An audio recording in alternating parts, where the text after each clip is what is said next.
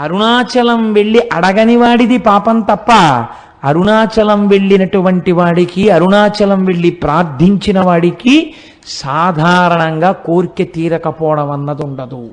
అంత పరమపావనమైనటువంటి క్షేత్రము ఆ అరుణాచల క్షేత్రము. ఇక్కడే కార్తీక పూర్ణమి నాడు, మహాశివరాత్రి నాడు శివలింగము వెలిసిన ప్రాంతం అదే.